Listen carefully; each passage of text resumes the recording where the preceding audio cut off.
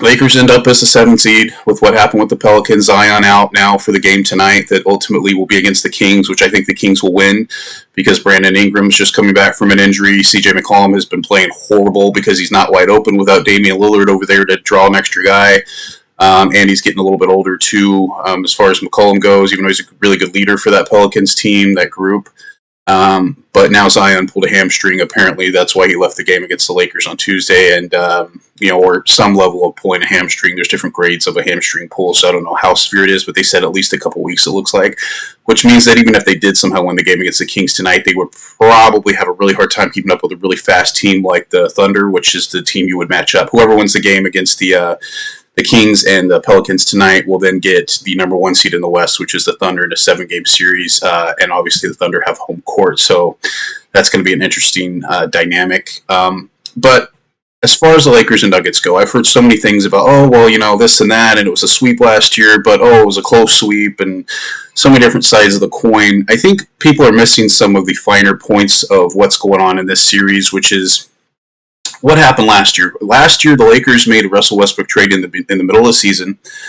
They went on a run. They had all these parts together, but Schroeder and D'Lo were having some issues in the backcourt because D'Lo was kind of like, hey, I'm the scoring guy. I should be in there. And Schroeder's like, yeah, but I can lock people up. And obviously they were having some issues, which is what ultimately led to Schroeder signing with Toronto and then getting traded midseason to the Nets. We all like Schroeder. He's been on the team a couple times. You can argue he fumbled the bag or whatever and whatnot. But, we kind of had wished Schroeder would have came back so we could have ran the same squad back. But it kind of worked out for Lakers because they ended up with Dinwiddie and Gabe Vincent instead at different times. They got Vincent kind of in the immediate wake of realizing Schroeder wasn't coming back. Now, for those of you who don't know, I know Gabe Vincent just came back from an injury, and Laker fans are still kind of getting used to the fact that he's there at all. He played a little bit better in the last game. He's starting to get his legs under him a little bit. So getting your legs under you means that your fatigue level is getting to the point where it's not affecting things like your shot. Because when you first get out in an NBA game, it's moving really fast. And no matter, even if you're a pro who's played it all the time, if you haven't been playing lately, and even practice doesn't simulate what a real NBA game is, as far as just the amount of effort that's required on every movement, every play, constantly. So it wears you out. So these guys have to get to the point where they're so conditioned to where their body, just like anything else you do physically in life, is going to be to a point where you can handle all of that. Your stamina is there. Your body endurance, your muscle endurance is a big thing too, because you're really pushing it. You have to make sure you're constantly hydrated and constantly, eating the right things at the right times throughout the day. You have to make sure that all these things are happening correctly so that you can perform at the level you need to. Plus, you're training and recovering constantly as far as weightlifting goes, as far as practice goes, all these things, right? And then you add another level to that by actually playing in games. So Gabe's finally getting to the point. Why is that important? Because Gabe Vincent played really well against Jamal Murray when he was with Miami last year. Yes, Miami lost, and Denver was the champion. But if you add a guy like Gabe Murray and what he did in that series against Miami, and you put that and insert it to where basically Schroeder was last year in the Lakers series, you have a lot more of an interesting series, right? The Lakers, people say it's a close sweep because they only lost by a few points all 4 games, but they got out-executed down the stretch, right? And Jamal Murray had everything to do with that, right? As LeBron said in his press conference the other day when people were asking him questions, the real difference is that Jamal Murray is the closer, right? So you have Jokic, who's going to basically lead the team for 46 minutes. And those last 2 minutes, Jamal Murray is going to do everything they can because they're going to throw the kitchen sink at Jokic to stop him from beating them down the stretch. And that means Jamal Murray is the guy that has to take over, whether it's the pick and roll, pick and pop, rub screens, finding guys down low in the dunker spot like Gordon and Porter, or in the corner like Gordon and Porter, or KCP. KCP is another huge spot.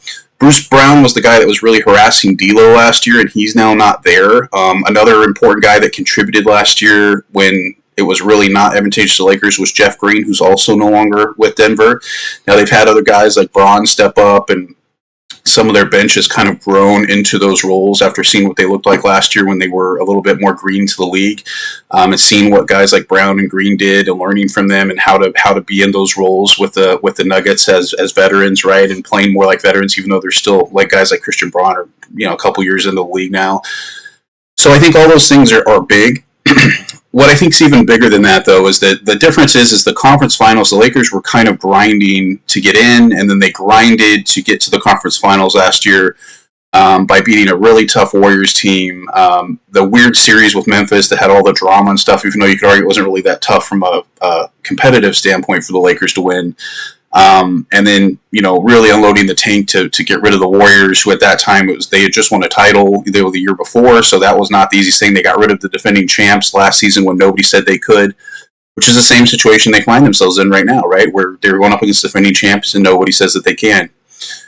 Why could the Lakers beat the Nuggets? Well, number one, I think, is that LeBron was coming off a really serious foot injury, probably rushed back and probably wasn't really prepared to play the kind of volume of minutes he needed to beat a team like Denver last year. He tried and tried, but you could tell his lift just was not there because of his foot injury. And obviously, the last few games, we've seen that his lift is just fine, right? This year, I mean. If you go back and look at the Pelicans games, his lift was fine. That was not the problem, right? Why is that important? Because in the first round, there's more time between games, right? You have 1 or 2 multiple days, sometimes even 3 between games, depending on how it lines up with the TV schedules and all of that in the first round.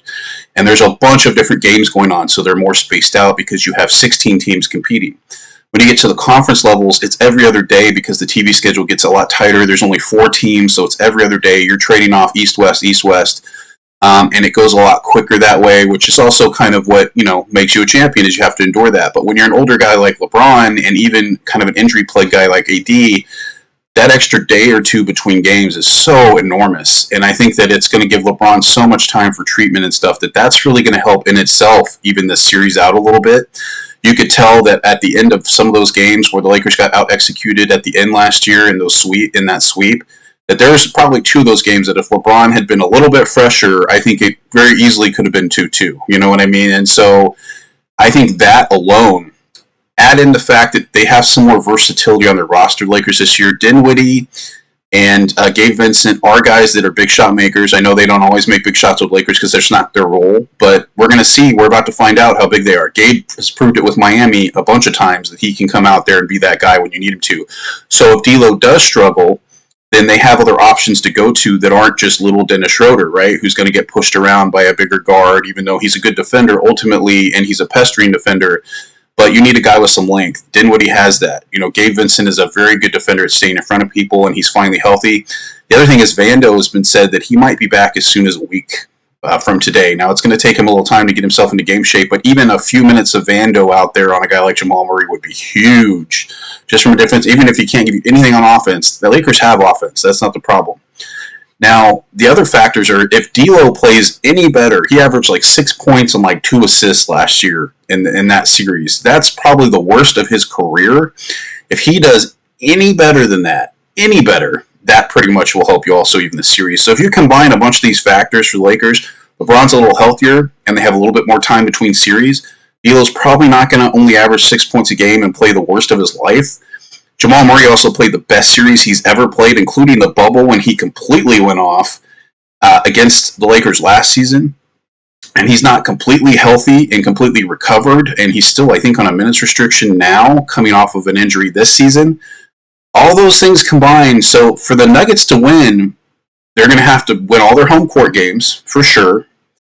And they're going to have to really have the guys that they need to hit shots. So KCP and those little wide open corner threes, he's going to have to hit all of those, right? Michael Porter Jr. is going to have to hit all his, which he's been doing really good at doing that this year, so there's no doubt he can. And Aaron Gordon's going to have to dominate inside whenever AD's not on the floor. And when the AD is on the floor, I hate to say it, but the Lakers are probably not going to want him on Jokic a lot. And the reason for that is Jokic is probably going to score either way. So what you really want to do is keep your rim defender in, because the Denver Nuggets are a lot like the Lakers. They like to get themselves into positions where they can score in the paint. And if you have AD on, say, Aaron Gordon, you can live and die with Aaron Gordon hitting a couple threes on you from spacing AD out to the three-point line. But at least that way AD can stay relatively central to the paint and help stop the drives of Murray and the drives of other people. Because, LeBron and Rui together maybe can at least, put something in front of Jokic. I still think the Lakers should have went out and got another big guy for this exact scenario. If it was bringing Dwight back or because of Dwight's legal trouble, if not, then they could have went out and got Cousins or somebody that was just a big experienced body that can just stand in front of Jokic. And the other thing is foul trouble. If you put AD on Jokic the entire time, like certainly he'll play a little bit on him, no doubt about that. But if you put him on the whole time, he's going to get into foul trouble, and that's the Lakers can't win without AD on the floor in this series. It's just not going to happen. We can sit here. I mean, they might be able to get away with a few minutes of Jackson Hayes in there and do okay and play even, which would really be a win for the Lakers if they could do that. But without AD on the floor, the Lakers are in big trouble in this series because, there's a lot of length with Gordon and Porter and Jokic and the other guys they have on the bench. Like, you're not going to be able to get away with that. So the Lakers have got to figure out a way to keep AD on the floor, keep LeBron as fresh as possible. So if you have a guy like AD or a guy like D'Lo or Reeves, and they start getting into a flow and going, I would take LeBron out and be like, hey, let that guy cook. Let's use these minutes to keep LeBron as fresh as possible. And then when that guy falls off or they start figuring it out, then we put LeBron in and throw LeBron at him, right? And that'll keep LeBron fresh and keep you in the game. But what the Lakers can't do is have these lulls that they tend to have in these games where for 20 minutes they can't score for some reason that nobody understands, right? Because they can't hit any of their shots, or Taurean Prince is launching shots that don't make sense, right? Lately, the Lakers have been playing a lot better, taking really good threes that aren't hugely like at half court, but are actually like at the 3-point line that makes sense. Because the further you get away from the basket, the less efficient you are. No matter who you are, except for maybe Dame Lillard, but anybody but Dame Lillard and maybe Steph Curry, anybody else, the further you get away from the basket, the less efficient you are. And no matter how good of a shooter you are, D'Lo needs to keep confident, and he needs to keep that. I love his trigger threes where they just throw it to him and he just throws it directly in and doesn't think about it. He needs a lot of that in this Denver series. He needs to not be thinking about it at all. He just needs to go, react, do the game plan, do what they need to do, and stay on the floor defensively. He has got to. There's going to be times he's on Murray, and he's got to figure out a way to stay with Murray. If you reach and you get out of position, Murray's going to get a layup or a wide open three, and you're going to be in trouble. And then that's when you end up getting benched like last year where they put in Schroeder. Only this year it would probably be Gabe Vincent, because Gabe Vincent proved in the finals last year against Murray that he can hang with Murray. He can hang with him defensively at least enough. You're not going to stop him. Murray's a great player. You're not going to stop him. But Vincent can stay in front of him. Like, he proved that last year. And that was with not with a guy like AD behind him to help, right? But AD also has to stay home a lot because of the size and length, and him being the only guy of that size and length on the Lakers. He has to stay home because if Gordon goes to the rim, AD's the only guy that can stop it. Porter goes to the rim, AD's probably the only guy that can stop it. If Jokic is anywhere around the rim, AD's the only guy that can even try to contest that. None of the other guys are big enough. Like, Rui's thick, but he's not thick enough to use his body to push those guys away from the basket. LeBron is big and he's strong, and he can get away with it here and there, but he is not going to be able to consistently do that, and you don't want to ask him to. So AD has got to be the superstar, and this is the moment where people keep talking about, AD's got to take over and be his team. This is the moment right now. This is it. AD, you have to step up, and you have to at least even out, if not succeed, Jokic in this series. And if you can do that, the Lakers will become your team. LeBron becomes your second guy. That is a really great second guy to have for anybody, but at almost 40 years old, that's bound to happen, right, eventually, just through the natural course of time. And then you guys can continue to win by elevating your game above these Jokic and Embiid. There's no reason AD should not be an MVP candidate every year. There's no reason why. And he's really close, but he's not talked about in the top 5 of MVP candidates most of the time. There's no reason for that. He's more talented and more versatile than most of those guys. He can do everything Embiid can do and so much more, because he's so much more of a versatile body. He doesn't have a typical big guy disposition as far as the way his hips and legs move. He has more of a guard mentality because he was a guard until he grew taller later in life. You can use that to your advantage, but there's also going to be times where you have to big guy up and go down there and do the stuff you don't want to do and defend big dudes like Jokic that you're not going to want to defend. This is a series where we're going to see what AD looks like. Is it enough to be a Laker, to have won one championship, and to just be considered a guy that makes a bunch of money and a top 10 player in the league? And is that good enough for AD? Or does he really have the desire deep down to be that dude and to carry the Lakers forward and to carry the franchise and to take over for LeBron and to be that dude? If he does, this is the perfect series. He was the one in the preseason going, oh, they talked about being our daddy and there's all this stuff, and me and LeBron talked and we can't wait to go back. It shouldn't take you talking to LeBron to want to beat the Nuggets for everything that's happened over the last couple of years. You should want that smoke more than anybody, AD, because you know why? You're more talented than Joker. You're more talented than he is. You are. You're a better defender than him. You can shoot probably just as good as him, maybe not percentage-wise, but you have all the talent in the world to shoot from anywhere. You can dominate inside defensively and offensively whenever you want to, but you got to do it. And you're going to have to do it against the best. And that's how you prove it and overcome it. AD has all the talent and ability to do that in the world. You're going to have to overcome any injury. If somebody pokes you in the eye, you're going to have to close that eye and keep going. I'm sorry, but this is the playoffs, and that's how it's got to be. Because if not, then you got to wear goggles and be quiet about how they look fashionably. Nobody cares about that right now. You have got to go out there and prove that you are that dude. That's how you are going to win this series. You've got to be that dude. D'Lo just has to be a little bit better than he was last year. Gabe Vincent has to be better than Schroeder was in his minutes last year, which he already proved he can do when he was with Miami against Murray in the finals last season. And LeBron's already got way more lift than he did at the same time last year, and you guys have more time between games. If you are ever going to beat Denver and have a chance to extend this run with LeBron and AD, it's right now. It's right now. You guys got really lucky. You were able to get into that first play-in game on the last day of the season. You got super fortunate that you got into that position after dropping a couple games you probably should have won that AD was out of because of his eye thing and refusing to wear goggles to protect them. So, look, you got lucky and you got out of all those situations. You're not just going to luck into beating Denver. You're going to have to go out there and grind them down and take it from them because Denver knows that if they lose to the Lakers right now in the first round, that the dynasty that they're hoping to build right now may never happen. It may never happen if they go out in the first round right now. And they're the higher seed. They are the favorite. They have everything to lose. And the Lakers, you're in the underdog spot. You have everything to win, to surprise them, just like you did the former champions, the Warriors, last season coming off of a title. You can do that to Denver, but you have to believe that. You have to get Gabe Vincent in there, and if Spencer plays, he's got to play the same kind of ferocious defense on Murray. You guys are going to have to figure out how to handle those pick and rolls and pick and pops, not allow wide open dunkers under the basket for Jokic to find on amazing passes that just make everybody turn their head and go, wow.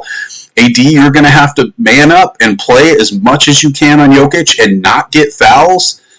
D'Lo's going to have to just keep doing what he's been doing this year, including in the last game against the Pelicans where he hit the game-winning clutch shot. If D'Lo is open, the shot needs to go in, right? And they have got to do all these things. Austin's just got to be Austin. Rui's just got to be Rui. You know, if Prince does come in off the bench, then he's going to have to hit shots. I don't really want to see Cam Reddish on Jamal Murray. I don't want to see that. I want to see. They have way too many guards now that are good that they can put on Murray that are not going to be a problem when you switch to smaller guys or bigger guys in the pick and roll. They need to take advantage of that. You have to use Gabe Vincent. You have to use Spencer Dinwiddie when D'Lo's not on the floor, or if D'Lo's becoming such a problem defensively that he can't be on the floor, which is going to be a problem because offensively that means you have to figure out ways to score. Austin can't go into a long drought. LeBron and AD are going to have to score offensively and be really good defensively. It has to happen, and AD has got to be that guy. Point blank, period. You have to outplay Joker at his own game and make them eat their words from last year that you said in the preseason you and LeBron could not wait to do. You better do that because in LA, when you don't win and you say a bunch of stuff and then you don't own up to it, they will crucify you in the media. It will happen, and you can't feel bad about it because it's all about winning. It's all about winning. Winning one bubble championship with LeBron is not enough, AD. You want to be a Pantheon legend? You want to be like Pau Gasol, who has 2 titles and 3 trips to the finals in his bag? Then you have got to do it right now against the toughest competition. Kobe and Pau had to overcome Boston after losing to them. This is your moment like that with Kobe and Pau against the Celtics, right? Denver is your Celtics right now at this point in your career. You beat them once, then in 2020 they beat them, then you come back, you lose to them last year and they won the title. Now it's your turn. Whoever wins this series very well could win the NBA title because the Eastern Conference is not very good. Whoever wins this series is going to be in a great position. The Lakers won't have home court moving forward in any series, even if they do somehow squeak by Denver. But we'll see. The Lakers' chance is they need to get game 1. I've heard all these people go, oh, well, you just have to win one of the first 2. No. They need game 1. They need Saturday's game. Why? because of the confidence factor. They have been dominated by Denver lately, and they need to get the first one out of the way to show Denver we can do this. Because if the Lakers lose or get blown out in game one in Denver, everybody's going to go, oh, here we go again.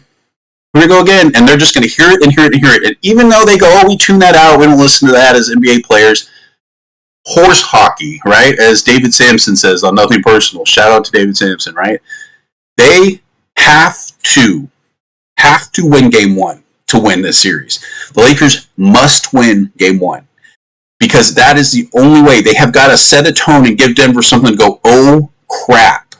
You know, we did not do what we needed to there, and they have got to find some way to get past Denver in game one. I don't care if they do it by 1 point, 20 points. I don't care if it's because AD's dominating or because LeBron's dominating or because D'Lo has a hot night or because Austin does something amazing. They have to win game one, period. If the Lakers have a chance to beat Denver in this series, which there's no reason why they shouldn't, you have so much time between series to recover. You have time before the series going in. There are no excuses. You have every single opportunity. You have Gabe Vincent on your team, who is a very, very good player, as good as anybody we've seen in the playoffs on Jamal Murray. And he's finally healthy, and he finally played good in his last game, so he looks like he's finally there, right? You have it now. The Lakers will never have a better chance with more pieces because of how much they're going to have to pay LeBron moving forward in an extension this year and stuff. They're not going to have better pieces than they have right now. I hate to break it to you. They're not going to do it. Gabe Vincent is signed beyond this year, but they might end up having to trade him or something to create this cap space to keep D'Lo. Or he might end up being the starter and then you won't have D'Lo and so you'll lose that piece. Right now, with the pieces they have right now, this is the Lakers' shot. Right now, you want to keep this team together and keep moving forward? Right now is your chance, right? You must do the things that I just talked about. You must limit second chance opportunities, and you absolutely must help AD on the defensive boards. AD cannot stand there by himself against Gordon, Porter, and Jokic and be the only guy getting rebounds. It cannot happen. The Lakers have got to box out as a team. Everybody is going to have to box out. What does that mean? It's going to mean less transition opportunities, which is going to hurt you. But you can create transition in other ways with steals and with defense and not just with rebounds. The Lakers have to rebound. How does Denver beat you in late game execution over and over? Second chance opportunities. They get offensive rebound after offensive rebound after offensive rebound. Why? Because Gordon is a great rebounder and he's very athletic and he's 6'10". Porter, very good, very athletic, and he's 6'10", right? Jokic is not very athletic, but he's 7 feet tall, right? And he is a big body and can push people around and get to those rebounds. So, other than AD, we know AD can rebound, but Rui, LeBron, y'all better be in there pushing somebody out of the way, right? That has to happen. If that doesn't happen and they get 4 tries every time down, it's going to deflate your defense and it's going to ruin the defensive effort and then it's going to demoralize your team and then nobody's going to think on the team, even though they don't say it out loud, that they can actually win. That's why game one is so vitally important. They have to win game one. They have to win game one. I don't care how you do it. I don't care if it's a dirty, gritty game or hardly anybody can score because it's so mucked up with nonsense and foul calls and whatever. It doesn't matter. Win it. Whatever it takes, you win game one. If you win game one, it changes everything. If you lose game one, then you come into game two with all the pressure on you because you know that when you go back to LA, you're probably not going to win both of those games. So you better win game one because if not, it's setting the tone for a sweep. You win game one. Get it done, Lakers. Get it done, AD. Get it done, LeBron. You'll have time to recover. Whatever it takes in game one, unload it. You'll have more time to recover in this series than you did in the conference finals last year. You'll have a way to figure out how to get game two. And even if you don't get game two, you still got game one, and then you have 2 games at home. So get game one. That's all you got to do. Get game one right now. The Lakers.